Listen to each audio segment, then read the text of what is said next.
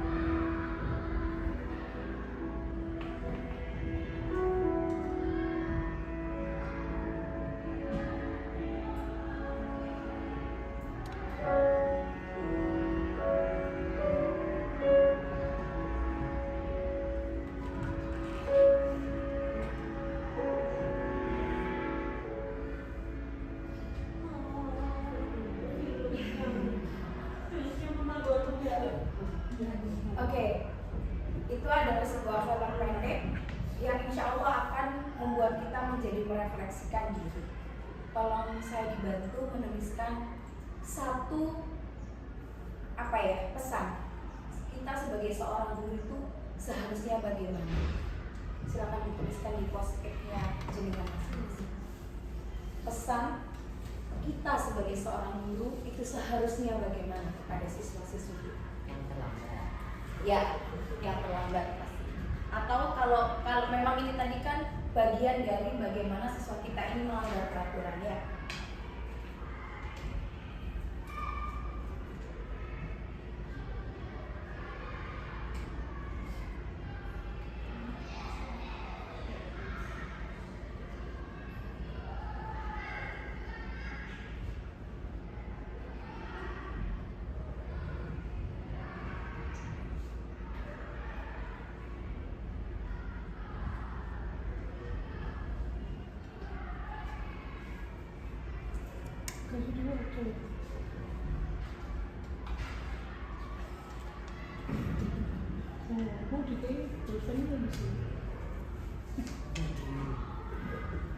Oke, silakan dikip dulu teman-teman. Nanti kita akan mengerti dan tahu sebenarnya kita itu harus seperti apa ya.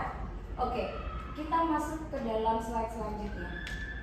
Pembelajaran dengan paradigma baru. Mungkin ada beberapa teman-teman yang kemarin telah belajar dengan mengikuti diseminasi tentang prakarsa perubahan. Bagaimana Ki Hajar Dewantara sebagai Bapak Pendidikan Nasional Indonesia itu merumuskan tujuan pendidikan nasional itu seperti apa. Pembelajaran dengan paradigma baru, yaitu pembelajaran yang dirancang berdasarkan prinsip pembelajaran yang berdiferensiasi. Nah ya, ada kata berdiferensiasi. Artinya apa? Kita pernah mendengar atau menonton sebuah video motivasi bahwa seorang atau seekor ikan itu tidak akan bisa dipaksa untuk lompat, ya kan? Seekor kera tidak akan bisa dipaksa untuk berenang. Itulah bagaimana nantinya kita di dalam pertemuan kali ini kita akan saling sharing pembelajaran berdiferensiasi itu seperti apa, sehingga para peserta didik itu bisa belajar sesuai dengan kebutuhannya. Jadi anak-anak kita itu nanti yang pinternya itu psikomotorik, yang memiliki kecakapan psikomotorik, maka tidak bisa kalau kita paksa untuk bisa menjadi public speaker. Ya. Kemudian semua itu berdasarkan tahap perkembangan sesuai teori psikologi modern untuk mewujudkan profil pelajar Pancasila. Coba profil pelajar Pancasila itu lagi. Ada apa aja? Yang pertama, yang kedua, mandiri. Yang ketiga, berpikir kritis. Terus berkebinekaan global. Terus gotong royong. Nah, kita tuh sebenarnya sudah mengimplementasikan itu di dalam setiap pembelajaran kita, gitu kan? Hanya kita tinggal bagaimana kita itu memberikan kesempatan kepada anak-anak sesuai dengan kecakapan yang mereka punya. Next, Mas.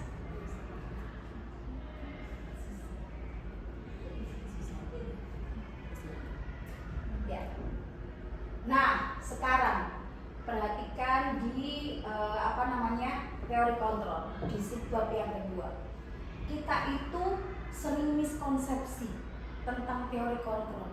Kita itu kan selalu memiliki sebagai seorang guru itu kadang akan guru, berarti akan bisa mengontrol anak-anak ini.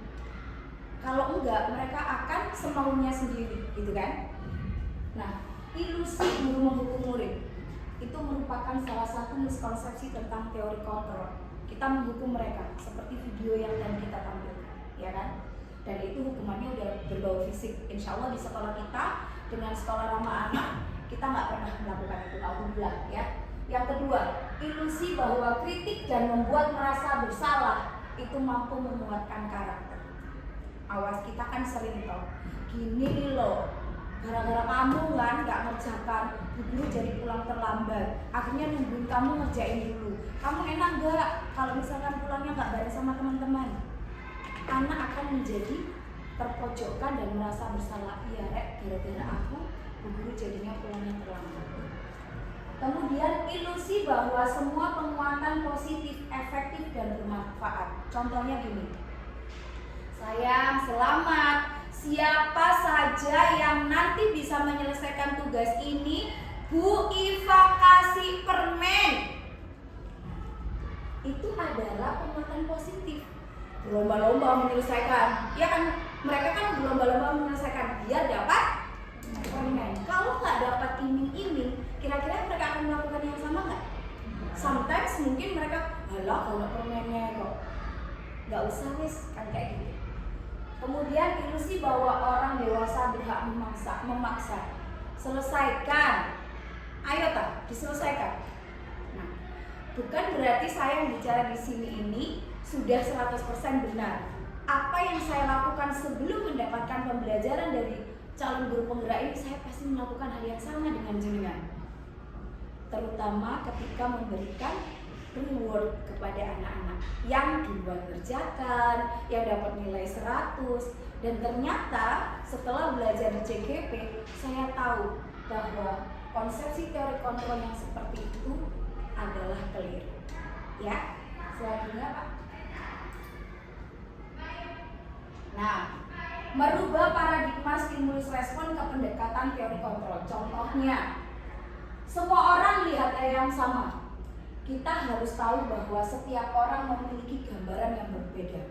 Saya nggak boleh menjudgment Bu Iva yang melakukan satu hal itu sebagai sebuah kesalahan. Dia pasti punya reason melakukan itu. Kita kan buru-buru menjudge orang kan. Misalkan kita lihat, Bu Iva masuk ke gerbang, belum entah jam itu kurang 5 loh, si tas teko. Kita nggak tahu apa yang dilewati oleh beliau. Siapa tahu beliau tadi ketika berangkat sekolah menemui orang yang kecelakaan, yang nggak ada yang nolong, akhirnya beliau terpanggil untuk membantu orang itu ke klinik dulu. Ya kan? Kita kan nggak tahu, mungkin Bu Iva komunikasinya sudah langsung dengan atasan langsungnya. Bu, mohon izin, saya bantuin beliau untuk ini dulu. Mohon izin datang terlambat. Oh iya. Tapi kita yang nggak tahu apa-apa storynya, udah langsung merasani, Bu Iva yo telat tay, gak bisa nih bolak-balik kok ngono. Ya kan? Padahal kita nggak tahu story di belakangnya. Nah ini ya, ada stimulus respon dan teori kontrol, nanti bisa saya bagikan. Next Pak.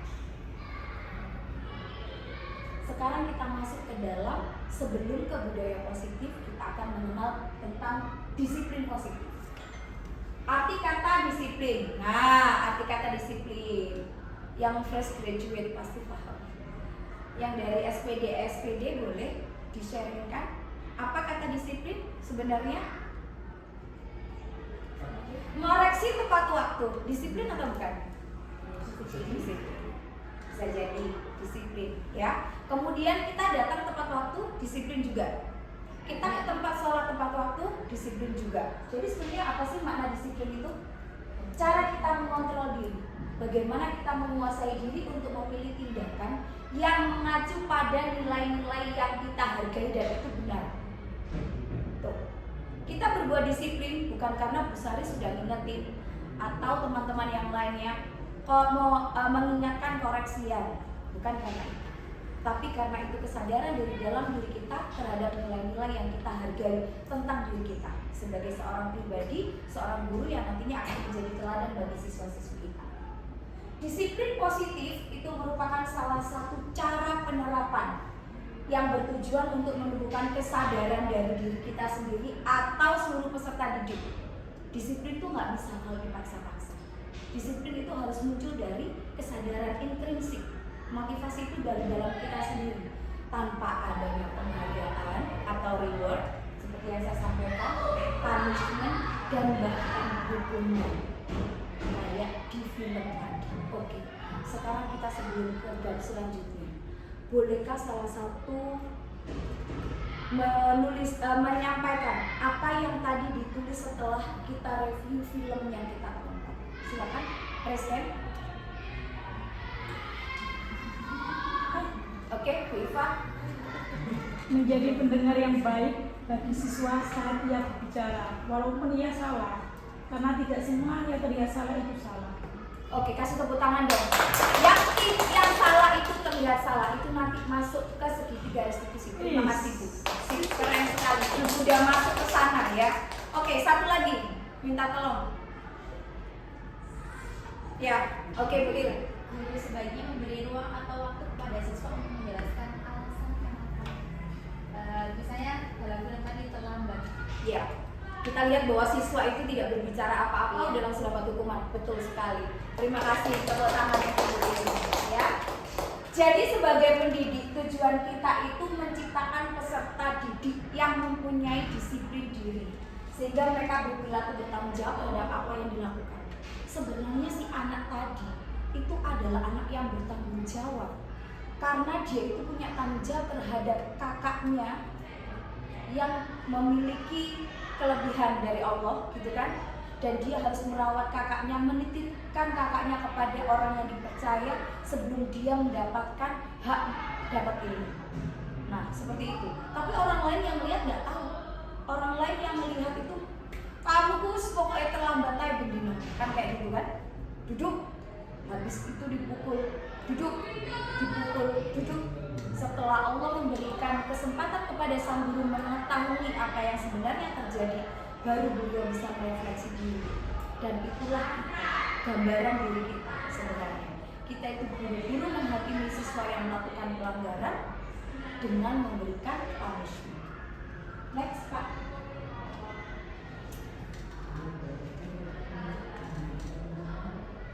Nilai-nilai kebajikan. Nah, ini ada beberapa nilai kebajikan yang disepakati. Memang yang dijadikan contoh ini adalah dari beberapa ilmuwan ataupun dari organisasi yang telah menerapkan tentang nilai kebajikan.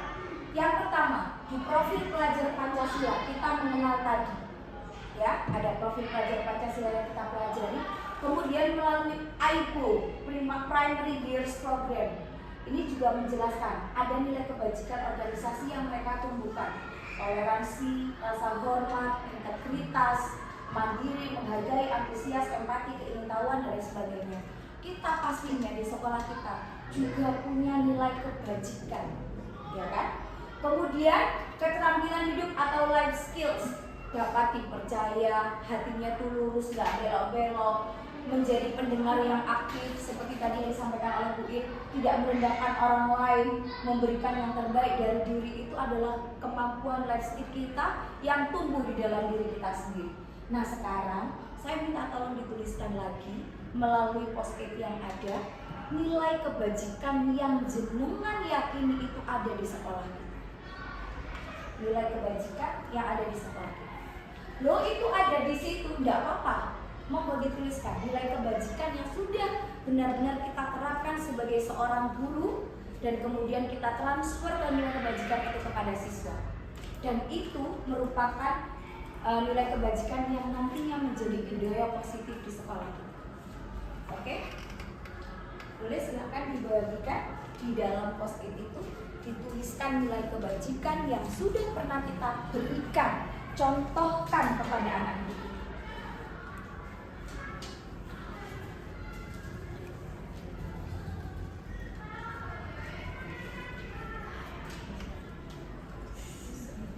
Oke, cukup? Belum?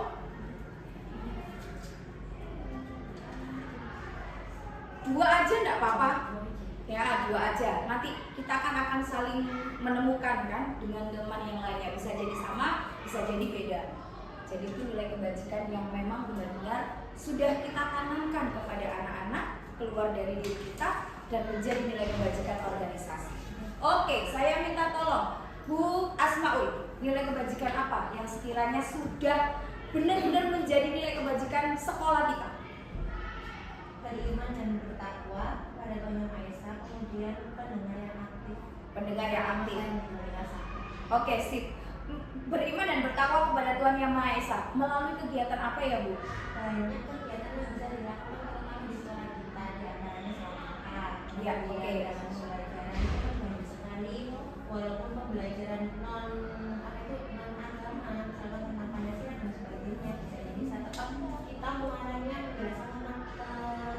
Gimana? keimanan kita kepada Allah. Jadi Oke. setiap pelajaran itu hubungan dengan keimanan kita kepada Allah. Sip, beriman dan bertakwa kemudian menjadi pendengar yang baik. Selanjutnya, apakah ada yang berbeda?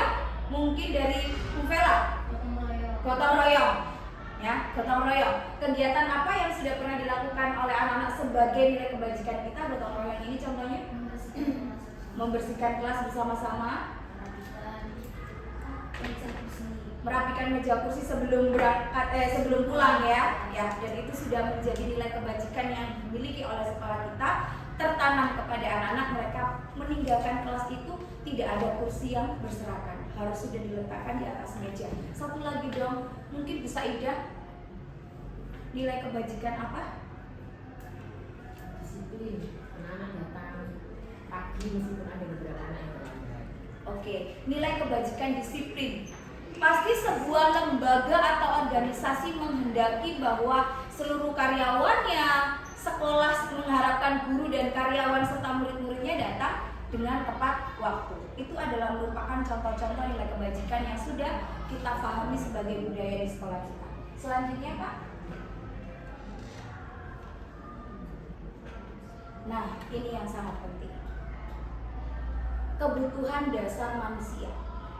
Ada nggak di antara kita yang nggak butuh makan? Nggak ada.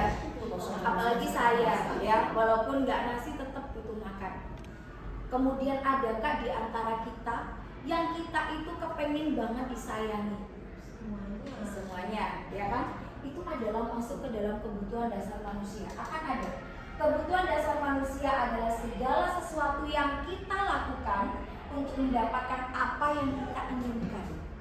Karena itu merupakan kebutuhan dasarnya. Contoh, seorang anak marah-marah di dalam kelas karena dia merasa bahwa temannya itu mengganggu dia. Kita sebagai guru kelasnya atau wali kelasnya, apa yang harus kita lakukan? Coba. Ya, oke, Bu Latifah. Kalau di kelas saya biasanya akan saya tanya, kok sudah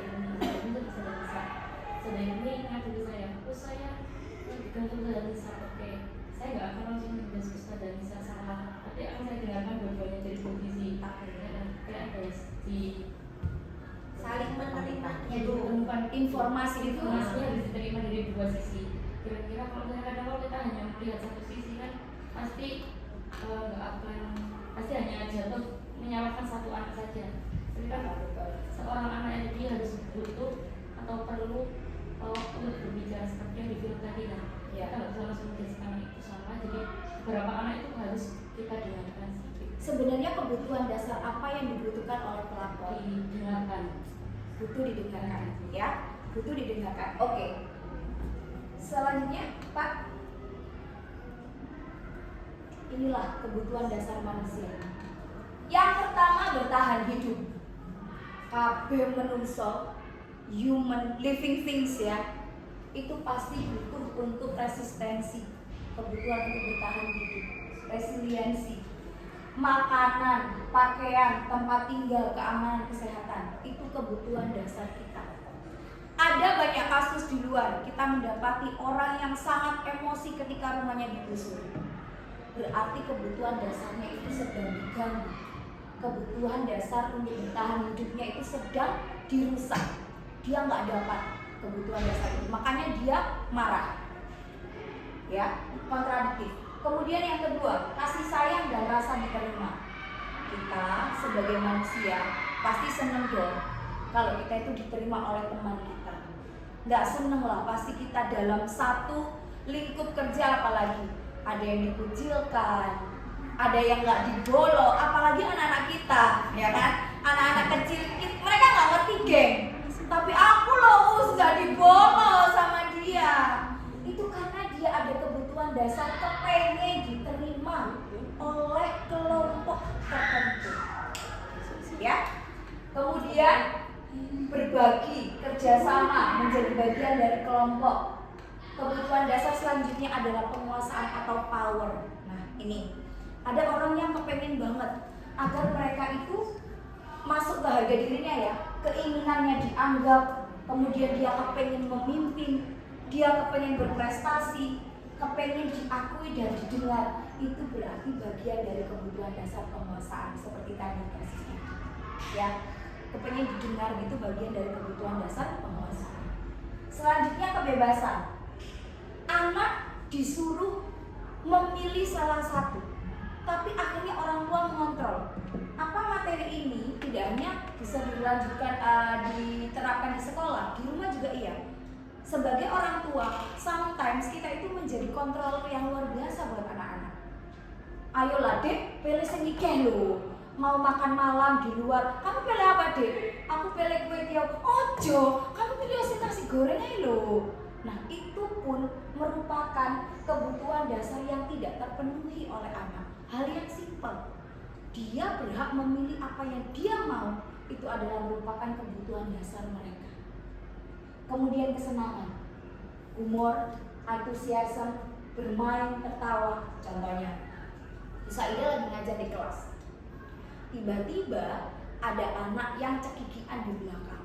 Shh, itu ngapain kok di belakang? Cekikian sendiri tuh ngapain? Udah selesai apa belum tugasnya? Contohnya seperti itu ya. Belum, Bos. Itu karena ada kebutuhan dasar dia, kesenangan yang tidak dia dapatkan, puaskan ketika dia di rumah atau di lingkungan lain sebelum berangkat sekolah. Sehingga ketika di sekolah kebutuhan dasarnya itu diluapkan. Karena Bu Saidah adalah seorang guru yang sangat sayang kepada muridnya, perhatian, gak mungkin marahin aku. Jadi kebutuhan dasarnya itu dipol-polno sama si anak, gitu ya. Nah, oke. Coba 5 kebutuhan dasar hidup manusia. Yang pertama tadi adalah kasih sayang, dan kesenangan. Ada orang yang kepengen benar-benar berkoalisi sama temannya untuk bisa mendapatkan, kita tahu lah politikus yang kemarin, ya kan? Itu masuk ke dalam kebutuhan dasar apa sih? Sama-sama. Nah, itu ya teman-teman ya. Next Pak. Sekarang kita membahas tentang motivasi perilaku manusia. Ada motivasi ekstrinsik, ada motivasi intrinsik. Kita kenal kalau udah berbau X itu berarti dari luar. Kalau dari dalam diri. Motivasi yang keluar dari dalam diri kira-kira bakal lebih mudah dilakukan ataukah dengan paksaan? Dari dalam, kalau yang dari dalam akan lebih sadar dilakukan ataukah dengan paksaan? Sadar. Kalau motivasi intrinsik itu akan menghargai dirinya sendiri, kayak tadi loh, ngoreksi. Itu karena kesadaran kita, bukan karena kita diberoi. Kalau kita diberoi, berarti motivasinya itu dari ekstrinsik. Untuk menghindari ketidaknyamanan, engkau enggak rajin untuk dicelok untuk grup SD Mugem. Asmaul, koreksian belum selesai. Nah, itu ya. Untuk mendapatkan imbalan atau penghargaan dari orang lain. Ya Allah, keren sekali. Bu Asmaul sudah mengumpulkan, itu bagian dari penghargaan karena disanjung. Kalau motivasinya hanya seperti itu, ketika nggak ada yang ngelem, ketika menyelesaikan tepat waktu, ngedon sih, males, kala-kala, kono sing ngelem kok, pore aku, kono imbalane, gak ono sing penghargaan kepada guru yang rajin ngoreksi.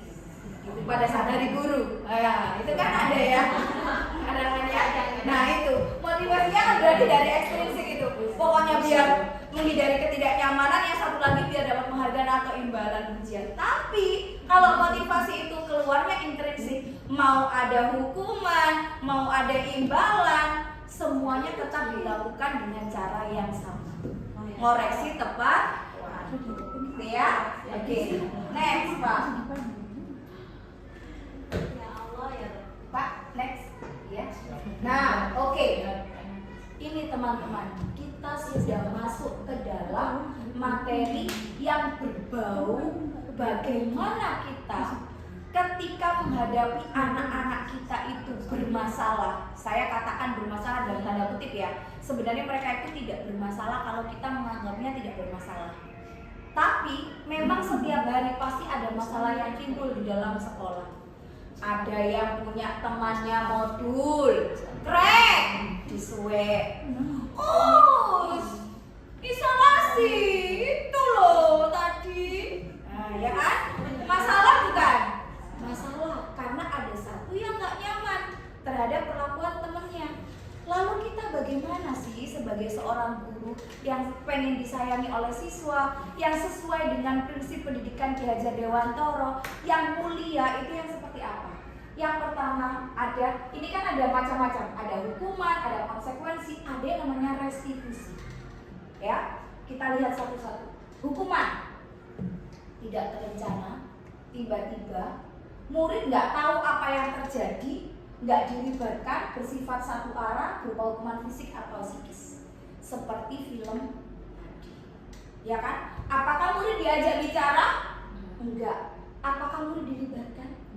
Hanya dari satu sisi, yaitu dari sisi guru. You are wrong, kamu keliru, kamu salah, kamu terlambat. Dan itu nggak hanya satu hari. Wah, Dino kamu kok terlambat terus. Ya, kali hukuman verbal itu juga masuk ke dalam hukuman. Kita harus hati-hati. Kemudian yang kedua, konsekuensi.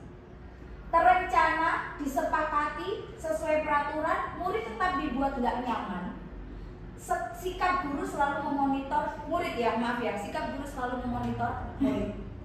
Contohnya, oke, siapa ya? Satu siswa kita kasih jawab Asmaul aja. Oke Asmaul, karena kamu tadi belum selesai mengerjakan, karena kamu tadi cekikian di belakang pada saat Sayyidah minta kalian, berarti konsekuensinya apa sayang? Ya, nanti tak kerjakan, nek pas istirahat. Ya wis, teman-teman istirahat kamu kerjakan ya. Ya. Kira-kira si anak punya potensi kabur nggak? Punya. Ya kan? Namun kita sebagai guru melakukan monitor. Udah dikerjain. Bentar Us, aku tak beli kue dulu. Nanti sambil beli, tak makan di kelas sambil kerjakan. Oke, cara kita adalah silakan kamu beli kue dulu. Berapa menit yang kamu butuhkan? Jadi itu digali dari anaknya sendiri. Jangan yang 1 menit loh ya. Kembali, habis itu ngerjakan di sini di mejanya Sayyidah. Ya, oke? Itu adalah konsekuensi. Jadi kita itu ada kesepakatan dengan siswa kita. Selanjutnya adalah restitusi. Nah, ini teman-teman.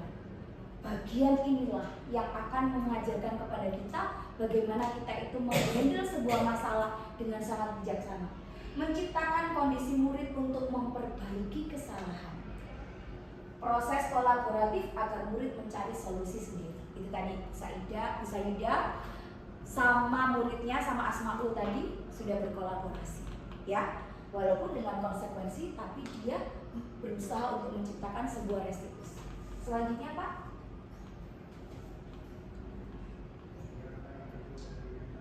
Nah, ini 5 posisi kontrol kita sebagai seorang guru. Apakah kita sebagai penghukum ketika ada masalah? Apakah kita sebagai pembuat merasa bersalah? Ataukah kita sebagai teman buat anak-anak? Ataukah kita sebagai pemantau? Ataukah kita sebagai manajer? Saya jelaskan one by one.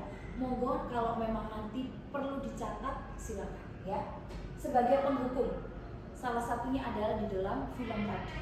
Itu sebagai penghukum. Anak tidak dilibatkan, kemudian guru sudah langsung melakukan hukuman fisik. Itu sebagai penghukum. Apakah kita ada yang seperti itu? Enggak ada, ya. Insya Allah kita enggak ada. Yang kedua, pembuat merasa bersalah. Contohnya adalah, ya Allah Asmaul, gini nih loh. Tadi yang saya contohkan, Bu Saidah akhirnya pulangnya terlambat. Loh itu loh, Bu Saidah loh dipanggil sama Pak Komari gara-gara kamu. Anak ini tidak dimarahi yang seperti apa, tapi dia dibuat merasa bersalah gara-gara aku Bu Saidah dipanggil sama Pak Komari. Kira-kira apa yang akan terjadi pada dirinya? Dia merasa bersalah dan dia benar-benar sangat menjadi orang yang nggak berguna karena sudah menyusahkan gurunya. Ya, ini posisinya di situ. Yang ketiga sebagai teman. Iva, kenapa terlambat lagi?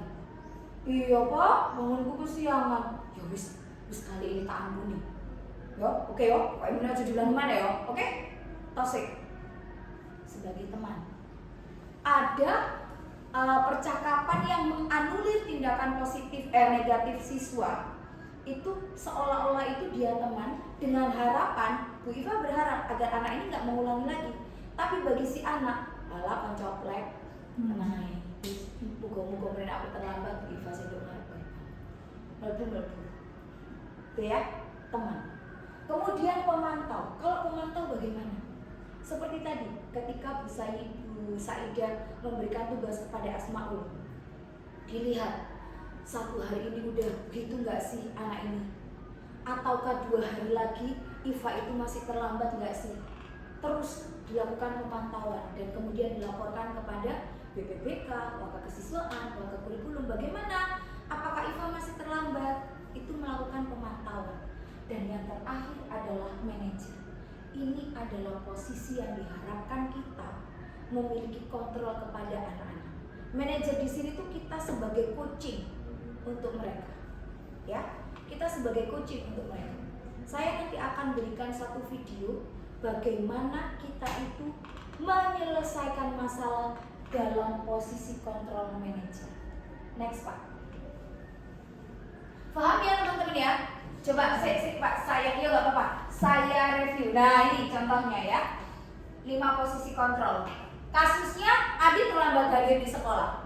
Iva, kalau sebagai penghukum, maka langsung dihukum seperti di video tadi.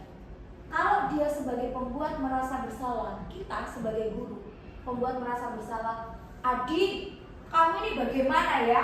Kamu sudah berjanji dengan ibu tidak akan terlambat lagi. Kamu kenapa ya senang sekali mengecewakan Bu Saidah? Ibu benar-benar kecewa sekali sama kamu. Kalimat seperti itu pun, itu tuh nggak bagus buat kita. Posisi kontrol seperti itu. Ngacung ya, saya juga pernah. Pasti. Di antara kita, pernahkah yang ada di posisi kontrol pembuat merasa bersalah? Jujur. Sering ya? Ya. Karena kita pun kepengen agar anak itu merasa bersalah memang, ya nggak sih? Nah, next one, selanjutnya.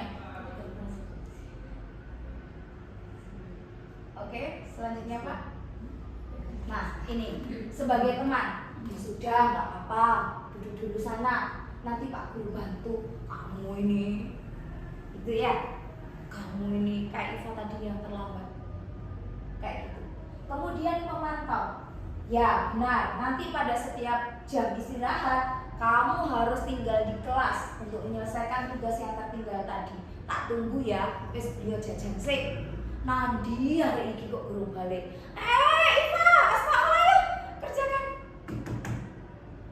Kita masuk ke dalam pemantau. Kemudian manajer.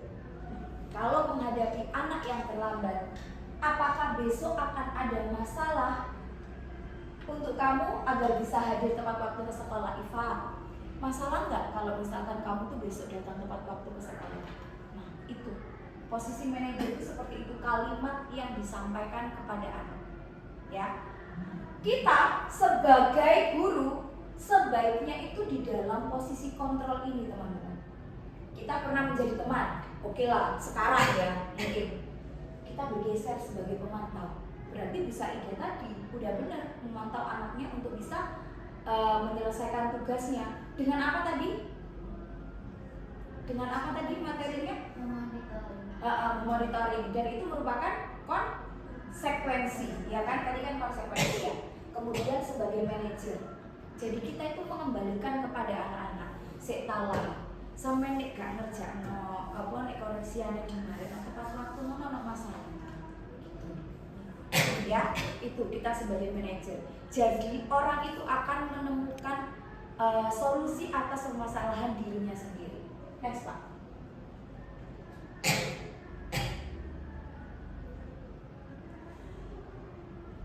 Oke, sekarang kita belajar posisi apakah aku. Minta tolong dijawab di lembar putih. Di lembar putih, jangan ambil satu space, nanti yang di atasnya boleh dipakai untuk post-it, yang di bawahnya untuk menjawab pertanyaan ini. Saya kecewa sekali sama kamu. Posisi kontrol yang mana? Tadi kan ada 5 posisi kontrol ya. Yang pertama apa? Penghukum. Yang kedua, pembuat merasa bersalah. Yang ketiga, teman. Yang keempat, pemantau. Yang kelima, yuk diulangi lagi Bu Mafruha. 5 posisi kontrol apa tadi? Penghukum, pembuat merasa bersalah, teman, pemantau, manajer. Oke, sekarang kalau kasuistiknya seperti ini. Saya kecewa sekali sama kamu. Kita masuk ke posisi kontrol yang apa? Gimana? Oke, apakah ada yang punya jawaban beda selain pembuat merasa bersalah? Nggak ada ya? Pak, sip. Berarti sudah paham. Next, Pak. Ya, posisi kontrol yang mana? Kamu tidak pernah benar melakukannya. Kamu tidak pernah benar melakukannya. Ditulis aja, ditulis. Ditulis aja. Kami mencoba ya. Penghukum. Saya kepingin tahu barangkali ada yang berbeda jawaban. Karena persepsi setiap orang beda-beda. Bu Vela penghukum? Atau atau yang lain? Boleh.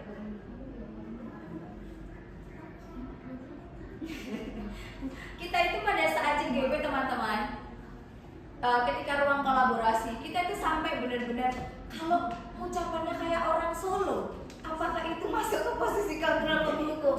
Kamu tidak benar melakukannya, benar. Makanya saya jadi ingat Bu Vela ini tadi mempraktikkan, kamu tidak benar melakukannya. Kamu tidak benar. Berarti yang mana Bu Vela kalau menurut Vela? Intonasi, nada suara, iya. Merasa bersalah, oke. Ada yang berbeda? Tadi kan banyak yang bilang penghukum ya. Ada yang berbeda? Oh, merasa bersalah. Oke. Ada yang penghukum? Enggak. Oke, berarti sama penghukum. Oke. Sekarang kita dengarkan dari Bu Asmaul. Mengapa menjawab bahwa ini adalah bagian dari penghukum? Karena kan kembali lagi ke konteks kalimatnya ya. Beda-beda orang bisa mengutarakan. Jadi kamu tidak benar melakukannya. Ini soalnya kan aku menghukum, aku enggak. Oh iya, oke. Bukan yang tidak melakukan yang membuat aku tidak bersalah. Tapi menghukum secara verbal, gitu ya. Oke. Berarti berdasarkan intonasi ya, ada pengaruhnya ya. Next, silakan Pak.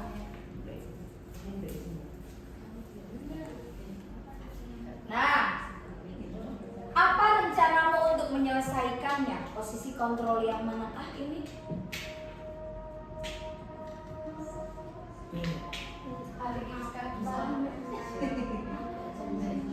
Ya. Apa rencanamu untuk menyelesaikan ini?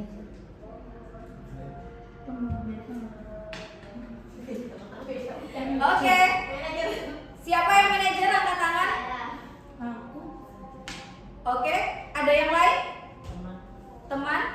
Bisa Ida? Bu Ella? Teman. Oke. Kalau ada kata-kata apa rencanamu untuk menyelesaikan ini, itu artinya seorang guru menggali potensi siswa untuk menyelesaikan masalahnya. Berarti posisi ini adalah posisi kontrol manager. Ya, manager. Oke ya. Next Pak.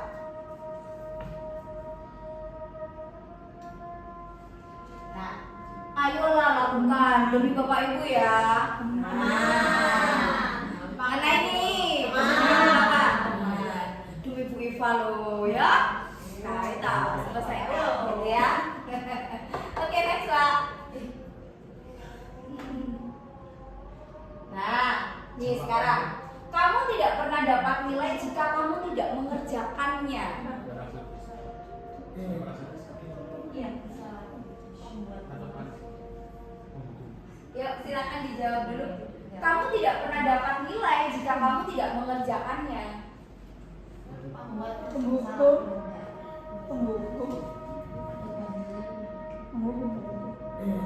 Ditulis dulu. Nanti hasanah kekayaan pola pikir kita itu yang sangat penting di ruangan ini. Iya betul, hasanah. Kamu tidak pernah dapat nilai jika kamu tidak mengerjakannya. Yuk, Bu Vela apa? Pemantau, pembuat merasa bersalah, penghukum, pembuat merasa bersalah, Penghukum. penghukum, pemantau, Bu Saida, pembuat merasa bersalah, pemantau, Membuat rasa bersalah. Bu Ella, merasa bersalah. Oke, teman-teman, sebenarnya ini adalah pemantau.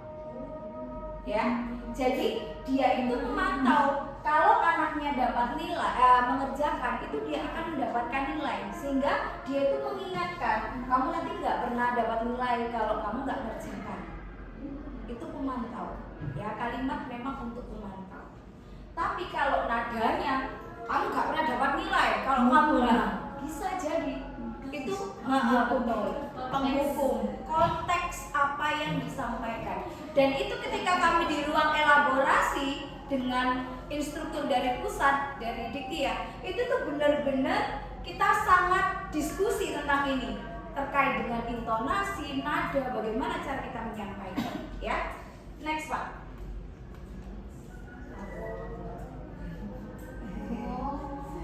Nah, sekarang ini ya, kita tadi sudah mengenal yang namanya 5 posisi kontrol, di mana kita memposisikan diri sebagai penghukum, membuat merasa bersalah, teman, kemudian kita juga sebagai pemantau dan manajer. Yang terbaik buat kita adalah kita berusaha untuk menjadi manajer, walaupun diawali dengan step kita sebagai teman dulu, kemudian kita memantau mereka, anak-anak didik kita, dan kemudian kita belajar menjadi manajer bagi anak didik kita. Nah, sekarang kita masuk ke dalam keyakinan kelas. Teman-teman pasti ngerti, datang tepat waktu ke sekolah, masuk kelas harus mengucapkan salam, ketika pulang kursi dinaikkan ke atas meja. Itu yang kita kenal sebagai apa sih teman-teman? Peraturan. Sekarang ini peraturan itu berubah, bukan berubah ya, tapi paradigma dan pola pikir kita akan digeser kepada keyakinan kelas. Karena sebuah keyakinan itu akan keluar dari motivasi intrinsik. Sekarang contohnya begini, teman-teman kalau keluar rumah pakai helm nggak? Oke, naik berkendara, keluar rumah berkendara motor, naik helm, pakai helm nggak? Pakai helm, pakai helm. Oke, itu karena apa sih teman-teman? Karena untuk keselamatan. Ya, kalau misalkan teman-teman nggak pakai helm, teman-teman ada rasa bagaimana? Was-was, takut apa? Takut ketilang yang pertama, yang kedua membahayakan diri. Akhirnya teman-teman itu dipaksa nggak melakukannya, dipaksa atau kesadaran dari diri sendiri bahwa aku naik sepeda motoran gawe helm karena aku kepingin aman. Jadi kebiasaan. Menjadi Kebiasaan. sebuah keyakinan bahwa itu sangat kita butuhkan. Ya kan?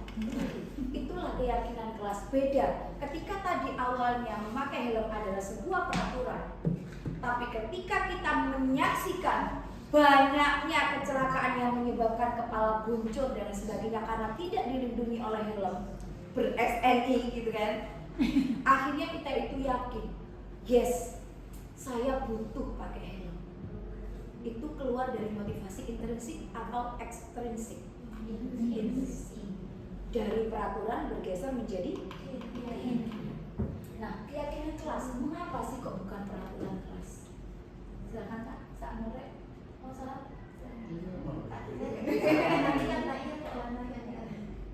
Iya, nggak apa-apa sih. Di bawah saja ya, pakai spasi aja.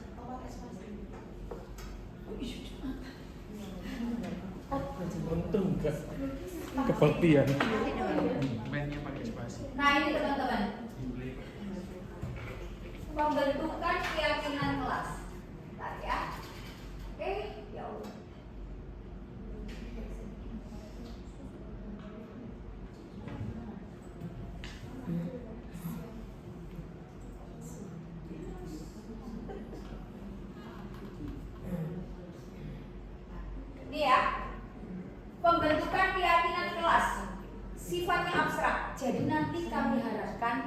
insya Allah dengan Bu Rizka, karena kami sudah dapat ilmu ini, teman-teman juga sekarang udah tahu peraturan kelas yang kita buat selama ini akan kita buat sebagai bentuk keyakinan kelas. Di beberapa sekolah yang memiliki calon guru penggerak lainnya itu sudah mengaplikasikan ini, dan insya Allah nanti di tahun ajaran baru kita akan bergerak untuk membuat keyakinan kelas ini yang harus disepakati oleh siapa? Guru dengan muridnya, dan itu harus disampaikan juga kepada wali siswa agar supporting dari eksternal itu juga kita butuhkan. Bersifat abstrak, kemudian berupa pernyataan universal, dibuat dalam pernyataan positif. Nah ini contohnya, jangan memakai sepatu. Kalimat positifnya adalah jangan memakai. Nah, lepaskan sepatu. Ya, jangan lari-lari nak. Ya Allah nak, jangan lari-lari. Jalan lebih baik atau jalan aja ya. Ya. Jadi kalimat menghindari kalimat negatif itu benar-benar sangat melekat. Semakin kita mengucapkan negatif, anak kita tertarik untuk melakukan. Kalimatnya singkat agar mudah diingat, yaitu tadi lepas sepatu. Gak usah sih, jangan banyak. Ya, udah singkat tapi benar-benar ngerti mereka. Sesuai dengan kondisi kelas dan sekolah, semua warga kelas atau sekolah dilibatkan dalam pembuatannya. Itu pembuatan keyakinan kelas itu kayak gitu. Kemudian contoh ini ada di kelas 1. Setiap anggota kelas perlu belajar, setiap anggota kelas perlu senang, setiap anggota kelas perlu melakukan tugas, setiap anggota kelas perlu saling menghargai, setiap anggota kelas perlu merasa aman. Sekarang saya tanyakan, ada keyakinan kelas yang dilanggar, contohnya seorang anak tadi seperti yang saya sampaikan disobek modulnya oleh temannya. Kira-kira keyakinan kelas yang bagian mana yang dilanggar oleh anak kita? Setiap anggota kelas perlu merasa aman. Kemudian ada lagi yang menghargai. Ini saya kurang dan saling menghormati, ya. Jadi menghormati antar anggota kelas dengan guru, dengan temannya itu sangat penting. Itu merupakan keyakinan kelas yang utama yang memang harus diterapkan kepada anak-anak. Jadi contohnya keyakinan kelas 5 ya. Selanjutnya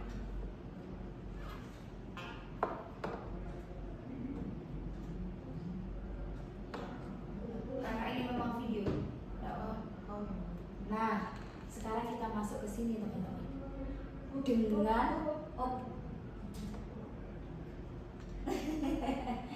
Dengan tadi yang kita sebagai manajer.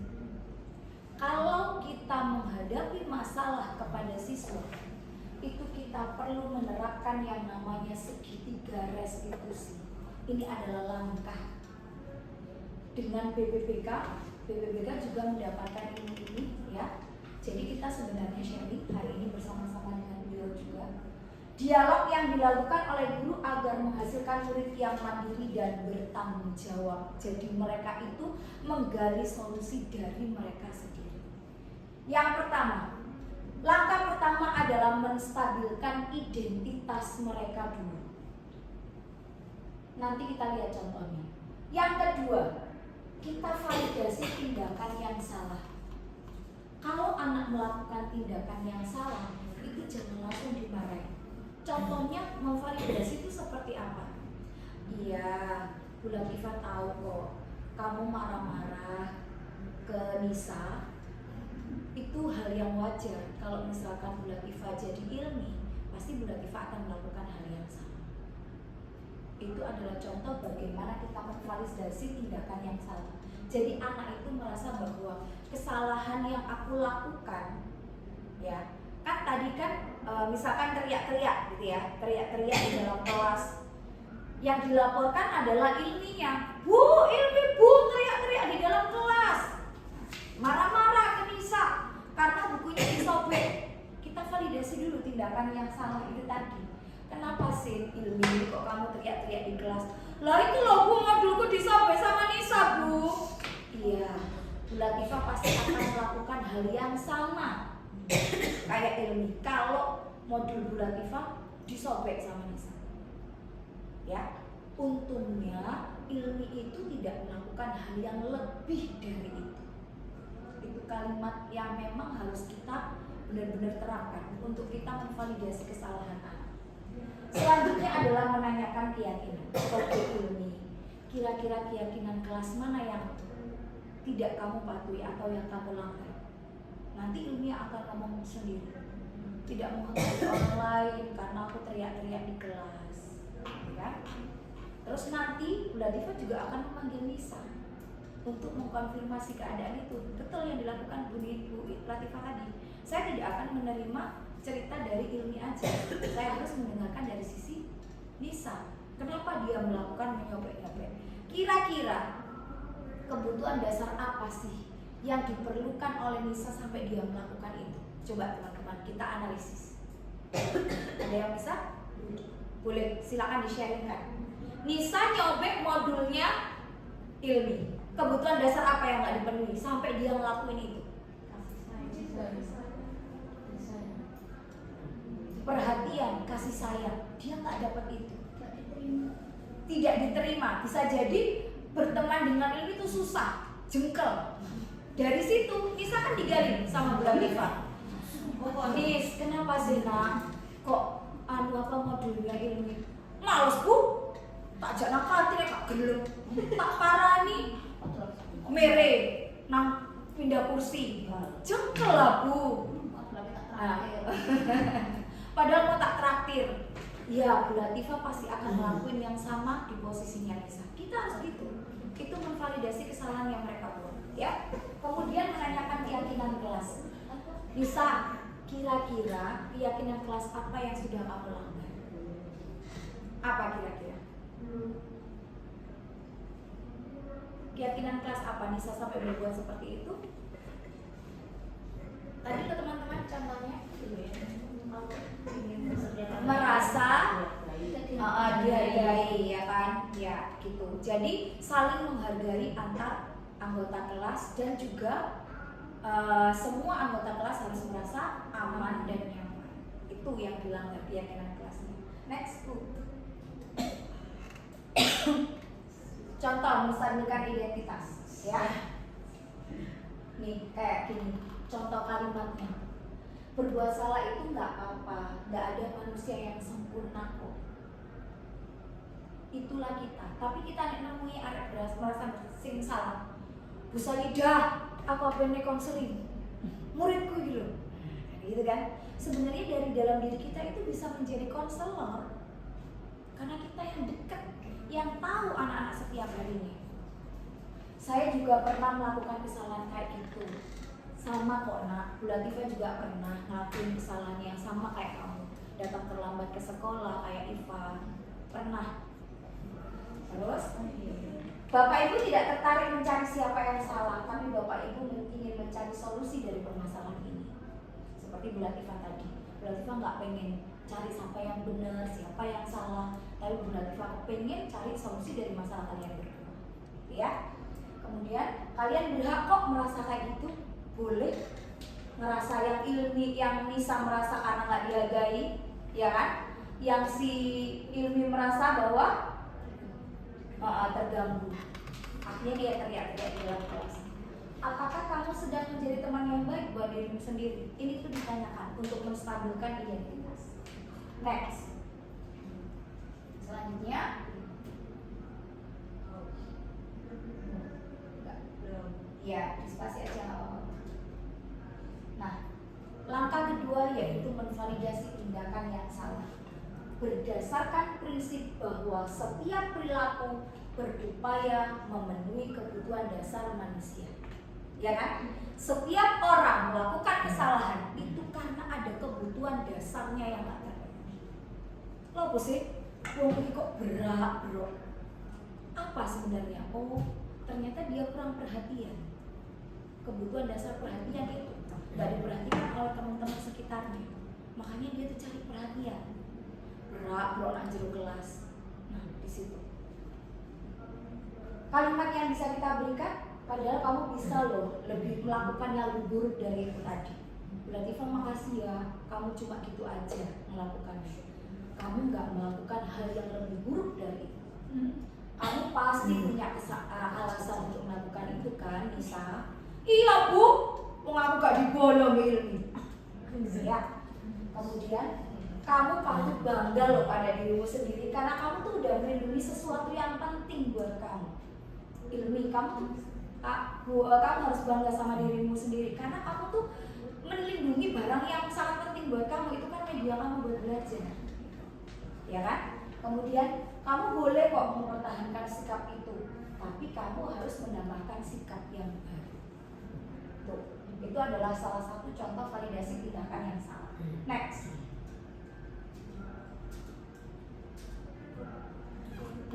Ditunggu aja dulu, ini karena video. Wait, ya.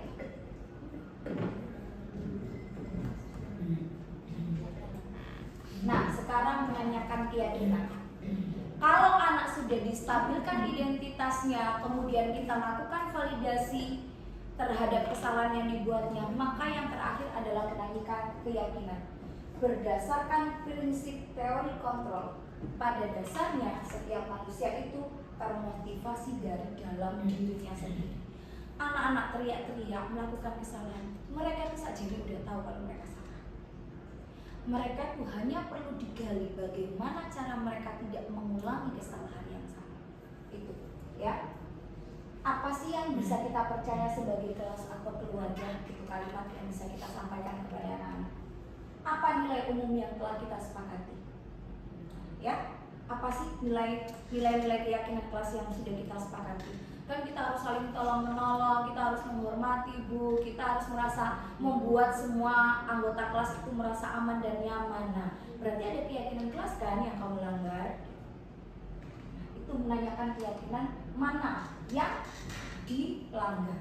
Kemudian kita kalimat ini yang paling penting teman-teman.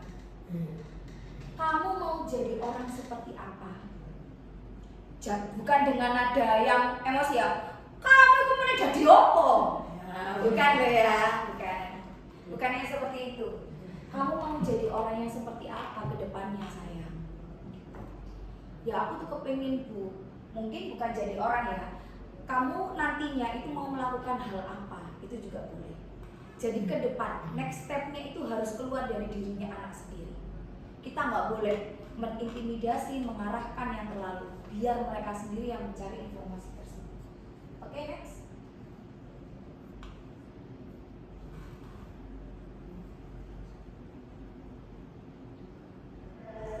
Oh ya, oke.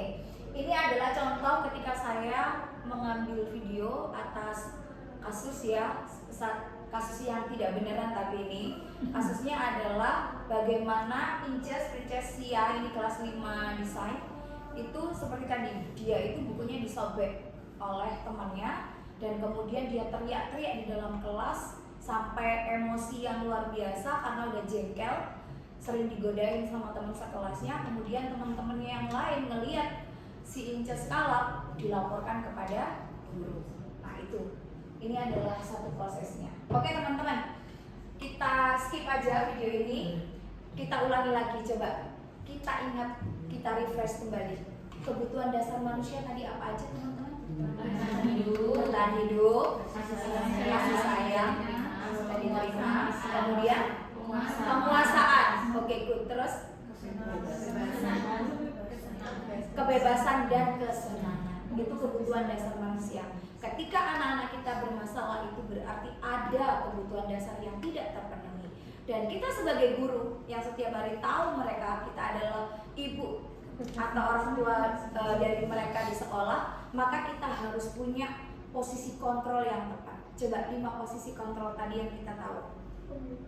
Kita sebagai penghukum, naudzubillah, kita membuat merasa bersalah, kemudian kita memposisikan diri sebagai teman, dan yang terakhir pemantau, dan yang terakhir adalah kita sebagai manajer. Ketika kita sebagai manajer, maka kita menerapkan segitiga restitusi, ya kan? Segitiga restitusi yang pertama yaitu menstabilkan identitas anak ketika mereka bermasalah, kemudian yang kedua kita melakukan memberikan validasi terhadap kesalahan yang dibuatnya. Yang ketiga, menanyakan keyakinan, ya. Nah, itulah teman-teman inti dari budaya positif yang harus kita terapkan ketika kita menghadapi atau menyelesaikan masalah dari siswa-siswi kita, murid-murid kita, dengan menerapkan segitiga restitusi. Panjanglah anhu, iya, tapi itulah kita sebagai orang tua yang seharusnya hadir anak-anak sehingga mereka itu bisa bertumbuh dan berkembang sesuai dengan potensinya, dengan kebutuhan dasar yang mereka terpenuhi. Kemudian kehadiran kita adalah menjadi seorang guru yang menjadi teladan bagi siswa-siswi kita. Demikian teman-teman yang bisa saya sampaikan, semoga bermanfaat. Marilah kita tutup pertemuan diseminasi ini dengan bacaan hamdalah dan doa. Alhamdulillahirrahmanirrahim. Subhanakallahumma wa bihamdika asyhadu an la ilaha illa anta astaghfiruka wa atubu ilaik. Kita berfoto bersama ya di dengan membawa ininya pas. Oke.